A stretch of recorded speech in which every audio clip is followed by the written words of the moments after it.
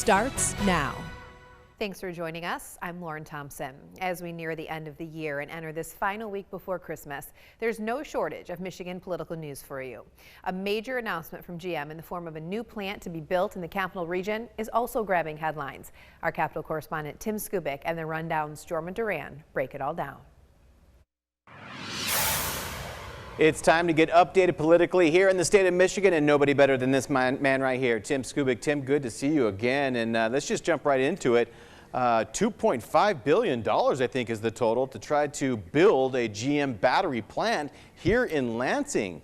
What do you know about this? Yeah, wow, that's a huge story, Jorma, as you know. I've watched this process for quite a while. I can't recall when the legislature moved as quickly as it did.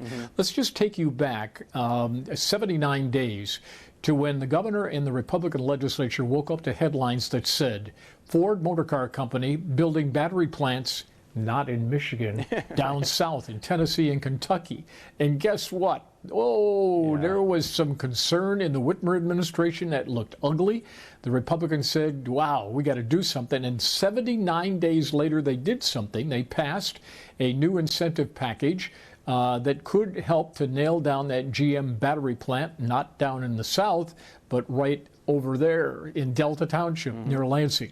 I think this thing's going to fall into place. In addition, they believe this package could also be used for another additional 3 or 4 projects that have a lot of jobs involved. So this is a clear example of snatching victory out of the jaws of defeat and taking bad news and turning it into good news, and good marks to the governor and the bipartisan legislature for doing this, although 33% of the lawmakers did vote against it.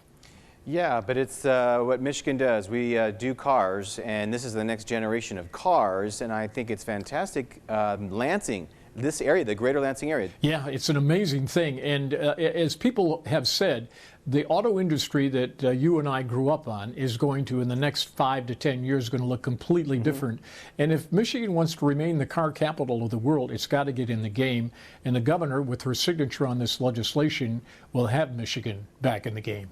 Well, let's keep talking about her. We always like to talk about polling, and some new polling numbers look good for her. What do you know? Yes, you want to be around 50% on job approval, and the governor is nudging up to that number. She's at 48% approval and 44% disapproval. But if you do a deeper dive into the numbers, which we did on the broadcast earlier this week, you find that she is very strong with senior citizens, very strong with the college-educated voters, and very strong with independent voters. In fact, she's turned that number around dramatically. So things at this read look pretty good for her, but of course nobody's running against her yet. Nobody's totally attacking her every day. That's yet to come in the new year. It'll be an interesting year, too. Yeah, and it's interesting. I haven't heard much from any of the Republican candidates, either just whether or not they're bashing her or not. What is the update with those who are trying to unseat her? Yeah, that's a good story there. You've got a gaggle of 13 candidates, a baker's dozen, which are vying for the right to take on Governor Gretchen Whitmer. I think the news that we saw this week is James Craig, who was supposed to be the front runner, self-described by some of his supporters, is not showing much chutzpah and front runner status. He's been avoiding the media. He did some media rounds this past week, but here's the interesting thing. Down in the very important Detroit market, where he is used to having cameras all over the place, in fact, they call him Hollywood Craig, he had one camera show up for a news conference, which is not the kind of stuff you want to see.